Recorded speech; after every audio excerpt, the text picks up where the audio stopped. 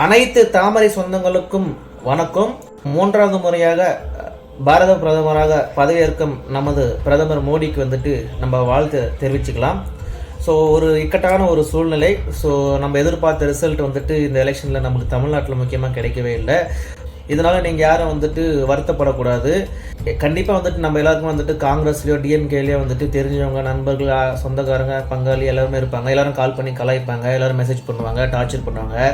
நீங்கள் ஒரே ஒரு பர்சன் கூட வந்துட்டு அவங்கள கண்டுக்காதீங்க. அடுத்த பயணத்தை நோக்கி நம்ம வந்துட்டு ட்ராவல் பண்ணணும். எவ்வளோதான் வந்துட்டு நம்ம கஷ்டப்பட்டு உழைச்சா கூட வந்துட்டு இந்த தமிழ்நாட்டு மக்கள் இன்னும் வந்துட்டு அந்த எதிர்ப்பு மைண்ட் செட்டில் தான் இருக்காங்க. ஸோ அதுக்காக நம்ம இன்னும் நிறைய வேலை செய்யணும். ஸோ இதெல்லாம் வந்துட்டு சோர்வடைய வேண்டாம். எல்லாருக்குமே தெரியும் நம்ம வந்துட்டு நம்மளோட வாக்கு சதவீதம் வந்துட்டு 15% கிட்ட வந்துட்டு இன்க்ரீஸ் ஆகிருக்கு. ஸோ அது நம்மளுக்கு ஒரு ப்ளஸ். சரி, என்னப்பா பண்ணுறது, அவங்க கால் பண்ணி நம்மளை கலாய்க்கிறாங்களே அப்படின்னு வருத்தப்படுவீங்க. உங்களுக்குலாம் நான் ஒரு பாயிண்ட் சொல்கிறேன், அதை அவங்க மூஞ்சிக்கு நேரம் வந்துட்டு நேருக்கு நேரம் கேளுங்க. திராணி இருந்தால் வந்துட்டு அவங்க இது பதில் சொல்லட்டும். நம்ம எந்த ஒரு வாக்குக்குமே ₹1 காசு கொடுக்காம நியாயமாக வந்துட்டு இந்த தேர்தலை நம்ம சந்தித்தோம். டிஎம்கேவும் ஏடிஎம்கேவும் நிறைய இடத்துல வந்துட்டு காசு கொடுத்து தான் வந்துட்டு அவங்க வாக்கை வந்துட்டு சேகரித்தாங்க.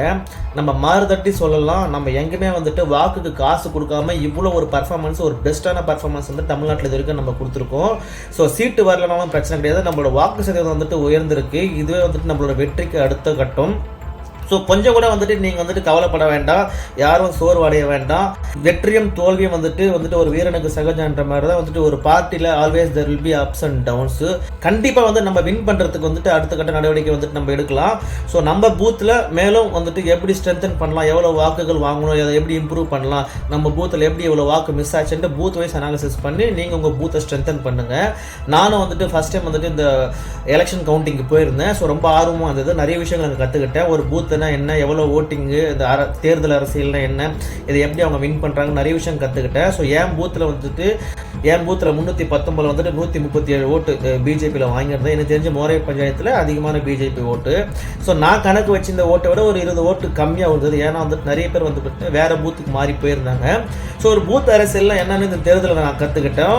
ஸோ நீங்கள் எந்த காங்கிரஸ் காரணம், எந்த டிஎம்கே காரணம் கேட்டால் வந்துட்டு மாறுதட்டி சொல்லுங்கள், நான் ஓட்டுக்கு காசு கொடுக்கல, உன்னால் காசு கொடுக்காம ஜெயிக்க முடியுமா அப்படின்னு தான் பேசு, இல்லைன்னா கிளம்பு அப்படின்னு சொல்லிட்டு தைரியமாக பேசுங்க. ஏன்னா நம்ம வந்துட்டு இந்த அரசியல் வந்துட்டு நம்ம தலைவர் சொன்னபடி இந்த தேர்தலில் பார்த்தீங்கன்னா நம்ம ஓட்டுக்கு காசு கொடுக்காம சந்திச்சிருக்கோம். ப்ளஸ் நம்மளோட ஓட்டு பர்சன்டேஜை வந்துட்டு மிகப்பெரிய அளவில் வந்துட்டு இன்க்ரீஸ் பண்ணியிருக்கோம். ஸோ காலமும் சூழ்நிலை கூடி வரும், ஒரு நாள் நம் வெற்றிக்கனியை பறிப்போம், தாமரை கண்டிப்பாக மீண்டும் தமிழகத்தில் மலரும். ஸோ நீங்கள் வந்துட்டு மனசை வந்துட்டு திடமாக உறுதியாக வச்சுக்கோங்க, நீங்கள் தளர விடாதீங்க.